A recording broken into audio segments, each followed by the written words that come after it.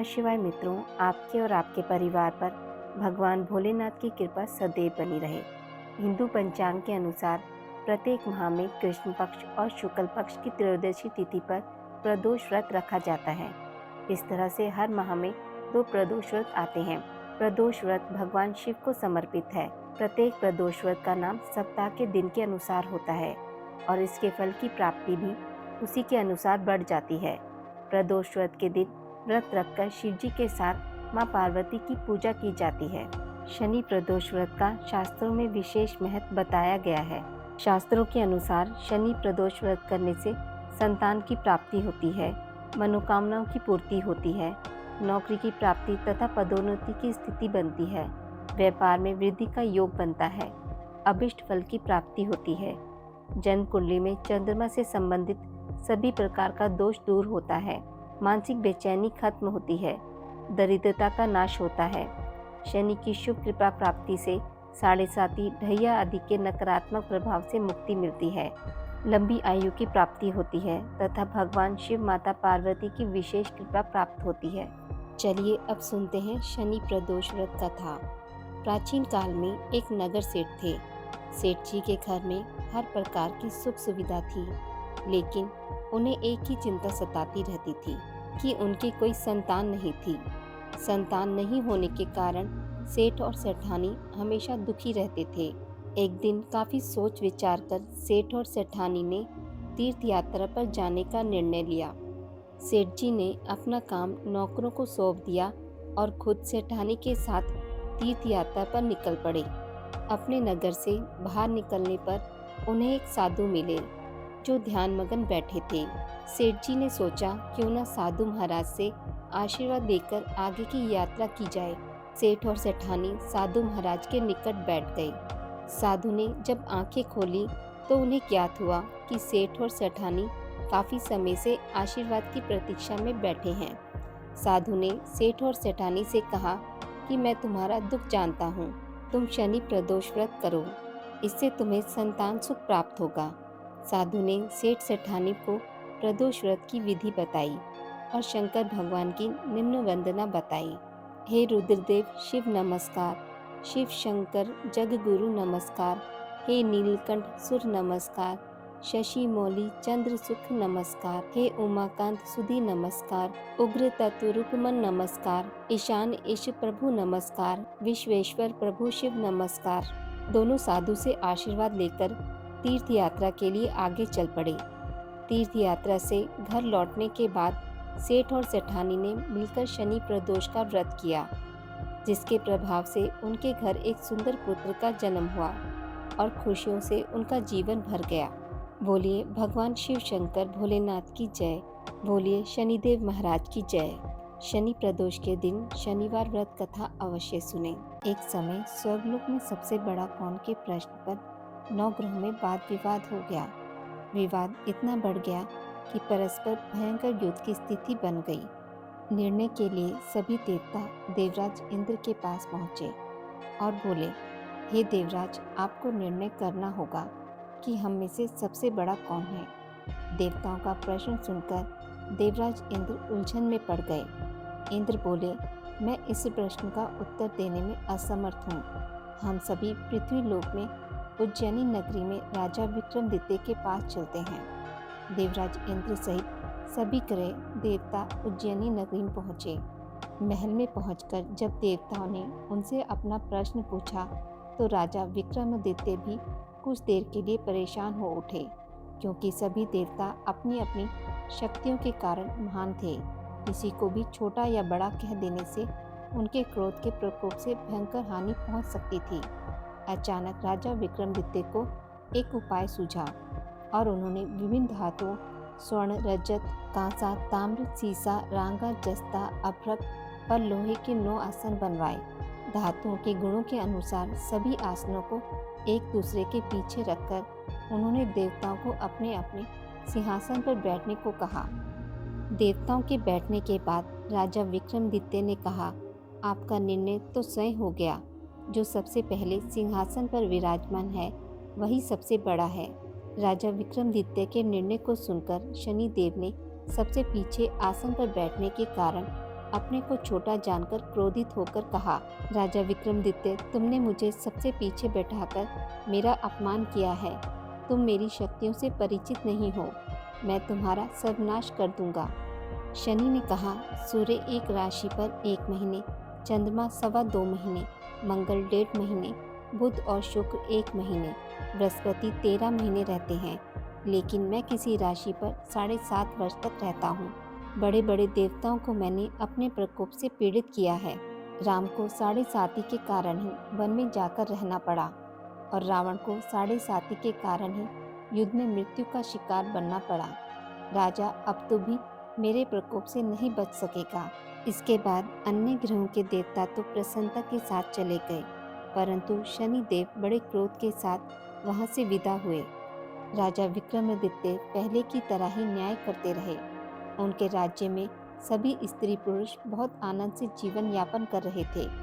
कुछ दिन ऐसे ही बीत गए। उधर शनि देवता अपने अपमान को भूले नहीं थे।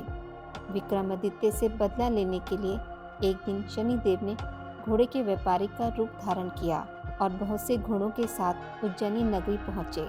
राजा विक्रमादित्य ने राज्य में किसी घोड़े के व्यापारी के आने का समाचार सुना तो अपने अश्वपाल को कुछ घोड़े खरीदने के लिए भेजा। घोड़े बहुत कीमती थे। अश्वपाल ने जब वापस लौटकर इस संबंध में बताया तो राजा विक्रमादित्य ने स्वयं आकर एक सुंदर व शक्तिशाली घोड़े को पसंद किया। घोड़े की चाल देखने के लिए राजा घोड़े पर सवार हुए तो वह घोड़ा बिजली की गति से दौड़ पड़ा। तेजी से दौड़ता घोड़ा राजा को दूर एक जंगल में ले गया और फिर राजा को वहां गिराकर जंगल में कहीं गायब हो गया। राजा अपने नगर को लौटने के लिए जंगल में भटकने लगा, लेकिन उन्हें लौटने का कोई रास्ता नहीं मिला। राजा को भूख प्यास लग आई। बहुत घूमने पर उसे एक चरवाहा मिला। राजा ने उससे पानी मांगा। पानी पीकर राजा ने उस चरवाहे को अपनी अंगूठी दे दी। फिर उससे रास्ता पूछकर वह जंगल से निकलकर पास के नगर में पहुंचा। राजा ने सेठ की दुकान पर बैठकर कुछ देर आराम किया। उस सेठ ने राजा से बातचीत की तो राजा ने उसे बताया कि मैं उज्जैनी नगरी से आया हूँ। राजा के कुछ देर दुकान पर बैठने से सेठ जी की बहुत बिक्री हुई। सेठ ने राजा को बहुत भाग्यवान समझा और खुश होकर उसे अपने घर भोजन के लिए ले गया। सेठ के घर में सोने का एक हार खूंटी पर लटका हुआ था। राजा को उस कमरे में छोड़कर सेठ कुछ देर के लिए बाहर गया। तभी एक आश्चर्यजनक घटना घटी। राजा के देखते देखते सोने के उस हार को खूंटी निकल गई। सेठ ने कमरे में लौटकर हार को गायब देखा तो चोरी का संदेह राजा पर ही किया, क्योंकि उस कमरे में राजा ही अकेला बैठा था। सेठ ने अपने नौकरों से कहा कि इस परदेसी को रस्सियों से बांधकर नगर के राजा के पास ले चलो। राजा ने विक्रमादित्य से हार के बारे में पूछा तो उसने बताया कि उसके देखते ही देखते खूंटी ने हार को निगल लिया था। इस पर राजा ने क्रोधित होकर चोरी करने के अपराध में विक्रमादित्य के हाथ पांव कटवाने का आदेश दे दिया। राजा विक्रमादित्य के हाथ पांव काटकर उसे नगर की सड़क पर छोड़ दिया गया। कुछ दिन बाद एक तेली उसे उठाकर अपने घर ले गया और उसे अपने कोल्हू पर बैठा दिया। राजा आवाज देकर बैलों को हाँकता रहता। इस तरह तेली का बैल चलता रहा और राजा को भोजन मिलता रहा। शनि के प्रकोप की 7.5 पूरे होने पर वर्षा ऋतु प्रारंभ हुई। एक रात राजा विक्रमादित्य मेघमल्हार गा रहा था कि तभी नगर के राजा की लड़की राजकुमारी मोहिनी रथ पर सवार उस तेली के घर के पास से गुजरी। उसने मेघमल्हार सुना तो उसे बहुत अच्छा लगा और दासी को भेजकर गाने वाले को बुला लेने को कहा।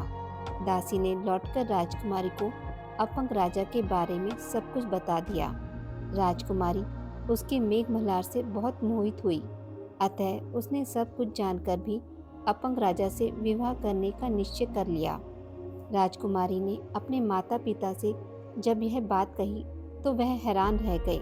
रानी ने मोहिनी को समझाया, बेटी तेरे भाग्य में तो किसी राजा की रानी होना लिखा है, फिर तू इस अपंग से विवाह करके अपने पांव पर कुल्हाड़ी क्यों मार रही है। राजकुमारी ने अपनी जिद नहीं छोड़ी। अपनी जिद पूरी कराने के लिए उसने भोजन करना छोड़ दिया और प्राण त्यागने का निश्चय कर लिया। आखिर राजा रानी को विवश होकर अपंग विक्रमादित्य से राजकुमारी का विवाह करना पड़ा। विवाह के बाद राजा विक्रमादित्य और राजकुमारी तेली के घर में रहने लगे। उसी रात स्वप्न में शनिदेव ने राजा से कहा, राजा, तुमने मेरा प्रकोप देख लिया। मैंने तुम्हें अपने अपमान का दंड दिया है। राजा ने शनिदेव से क्षमा करने को कहा और प्रार्थना की कि हे शनिदेव, आपने जितना दुख मुझे दिया अन्य किसी को ना देना। शनिदेव ने कुछ सोचकर कहा, राजा, मैं तो तुम्हारी प्रार्थना स्वीकार करता हूँ। जो कोई स्त्री पुरुष मेरी पूजा करेगा, शनिवार को व्रत करके मेरी व्रत कथा सुनेगा, उस पर मेरी अनुकंपा बनी रहेगी। प्रातःकाल राजा विक्रमादित्य की नींद खुली तो अपने हाथ पांव देखकर राजा को बहुत खुशी हुई। उसने मन ही मन शनिदेव को प्रणाम किया। राजकुमारी भी राजा के हाथ पांव सही सलामत देखकर आश्चर्य में डूब गई। तब राजा विक्रमादित्य ने अपना परिचय देते हुए शनिदेव के प्रकोप की सारी कहानी सुनाई। सेठ को जब इस बात का पता चला तो दौड़ता हुआ तेली के घर पहुंचा और राजा के चरणों में गिरकर क्षमा मांगने लगा। राजा ने उसे क्षमा कर दिया क्योंकि यह सब तो शनिदेव के प्रकोप के कारण हुआ था। सेठ राजा को अपने घर ले गया और उसे भोजन कराया। भोजन करते समय वहाँ आश्चर्यजनक घटना घटी। सबके देखते देखते उस खूंटी ने हार उगल दिया। सेठ जी ने अपनी बेटी का विवाह भी राजा के साथ कर दिया और बहुत से स्वर्ण आभूषण, धन आदि देकर राजा के साथ विदा किया। राजा विक्रमादित्य राजकुमारी मोहिनी और सेठ की बेटी के साथ उज्जैनी पहुँचे तो नगरवासियों ने हर्ष से उनका स्वागत किया। अगले दिन राजा विक्रमादित्य ने पूरे राज्य में घोषणा कराई कि शनिदेव सब देवों में सर्वश्रेष्ठ हैं। प्रत्येक स्त्री पुरुष शनिवार को उनका व्रत करे और व्रत कथा अवश्य सुने। राजा विक्रमादित्य की घोषणा से शनिदेव बहुत प्रसन्न हुए। शनिवार का व्रत करने और व्रत कथा सुनने के कारण सभी लोगों की मनोकामनाएं शनिदेव की अनुकंपा से पूरी होने लगी। सभी लोग आनंद पूर्वक रहने लगे। बोलिए शनिदेव महाराज की जय। आज की इस वीडियो में बस इतना ही। मित्रों, अगर आपको मेरी वीडियोस पसंद आती हैं तो इसे लाइक और शेयर ज़रूर करें और पूजा पाठ से जुड़ी जानकारी के लिए मेरे चैनल को सब्सक्राइब करना ना भूलें। धन्यवाद।